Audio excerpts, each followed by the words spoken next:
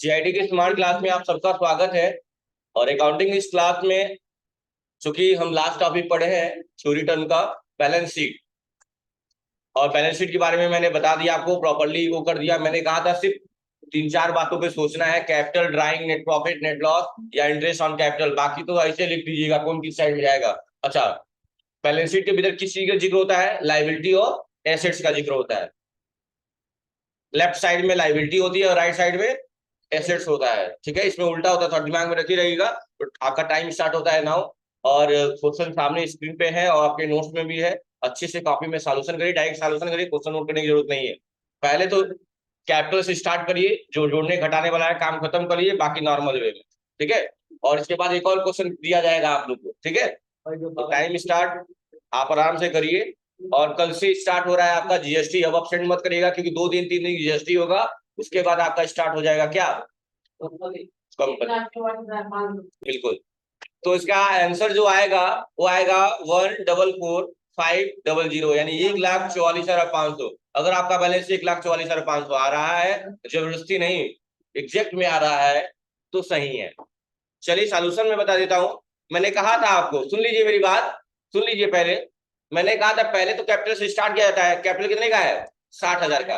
Drawing उसमें जुड़ेगा घटेगा, यानी 57,000 का हो जाएगा ना। और प्रॉफिट उसमें जुड़ जाएगा, कितना हो जाएगा? 57 12 69, 69,000। ओवरऑल इसका बैलेंस कितना आ गया? कैपिटल का बैलेंस आ गया ओवरऑल 69,000, यही ना। अब कौन किस साइड में जाएगा डिसाइड करिए। ये एसेट साइड में जाएगा, ये एसेट साइड में जाएगा, ये एसेट साइड में जाएगा, गुडविल भी एसेट साइड में जाएगा, क्रेडिटर लाइबिलिटी साइड में जाएगा, डेब्टर एसेट साइड में जाएगा, कैश कहीं भी हो एसेट्स होगा, लोन है तो लाइबिलिटी होगी, बिल प्राप्त हुआ है एसेट्स है, बैंक ओवरड्राफ्ट यानी कर्ज का खाता है लाइबिलिटी है, क्लोजिंग स्टॉक एसेट्स है, आउटस्टैंडिंग रेंट लाइबिलिटी है, इन्वेस्टमेंट एसेट्स है, और बिल पेबेबल लाइबिलिटी है। अब लाइबिलिटी का बैलेंस जोड़ लिया जाए, 69,000 और 16,000, 69 6 75 10 85,000। उसके बाद से 85 और 40, 1,25,000 और 5, 1,30,000 और 1,30,000, 1,31,500 और 13, 1,44,500। कितना आ गया? जाहिर सी बात है बाकी जो बचा होगा वो भी इतना ही आएगा। जोड़ लीजिएगा 1,44,500। देखिए तुरंत मैं जोड़ के सामने दिखा दिया। अब इससे ज्यादा सॉल्यूशन क्या हो सकता है भाई? अब इससे ज्यादा सॉल्यूशन का क्या हो सकता है? फॉर्मेट बनाइए। फॉर्मेट क्या था? Liability amount amount assets amount amount. Liability में पहले साइड में अमाउंट में जो 2 अमाउंट दिया जाता है, पहले वाला अमाउंट में इसी का जिक्र होगा, इन्हीं तीनों का बस, और कुछ जिक्र नहीं होगा। बाकी तो सीधा सीधे छाप दीजिए। तो इसका बैलेंस लिख लीजिएगा वहां पे नीचे, घर पे फिर से सॉल्व करेगा। 1,44,500 हो जाएगा ना। चलिए अगला क्वेश्चन आपकी स्क्रीन पे, और ये लास्ट क्वेश्चन है आज का। उसके बाद कल से हम पढ़ेंगे जीएसटी। ये रहा अगला क्वेश्चन, जल्दी से करिएगा। और इस बार सबका सबका आंसर आया तो मुझे ज्यादा खुशी होगी। यहाँ से है ऑनर्स कैपिटल से। चलिए time start now. Best of luck. करने से पहले जब भी क्वेश्चन सामने आ रहे हैं तो स्टार्ट करने से पहले कुछ बातों पे ध्यान देना है आपको। क्या? कैपिटल, प्रॉफिट या लॉस, इंटरेस्ट ऑन कैपिटल और ड्राइंग। अगर इनमें से कोई चीजें मिल गई तो ठीक, नहीं तो स्टार्ट करेंगे। तो देखिए यहाँ पे ऑनर्स कैपिटल यहाँ दिया हुआ है, उसके बाद से देखिए तो नेट प्रॉफिट यहाँ दिया हुआ है, उसके बाद कुछ नहीं है। नहीं, इसके अलावा कुछ नहीं है।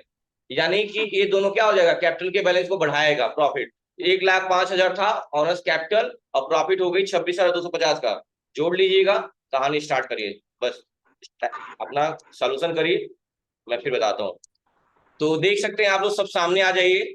और ये देखिए 2 चीज मैंने बता दिया, ऑनर्स कैपिटल और नेट प्रॉफिट दोनों लाइबिलिटी साइड में जाएंगी, और दोनों ऐड, इसमें कैपिटल में ही बैलेंस प्रॉफिट ऐड हो जाएगा, क्योंकि प्रॉफिट हुआ तो ये पूंजी को बढ़ा देगा। ठीक है, पूंजी बढ़ जाएगी अब।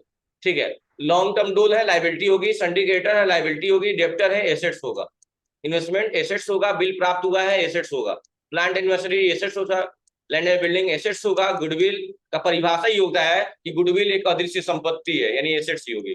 पेटेंट भी संपत्ति है, एसेट्स होगा। बिल देना है, पेबेबल का मतलब देना है, द से देना, द से दायित्व, यानी लाइबिलिटी होगी। कैश चाहे हैंड में हो चाहे बैंक में हो, एसेट्स होगा। और बैंक ओवरड्राफ्ट यानी कर्ज का खाता है, क्लोजिंग स्टॉक भी एसेट, और कर्ज का खाता है तो लाइबिलिटी। देख लीजिए कौन किधर जाएगी।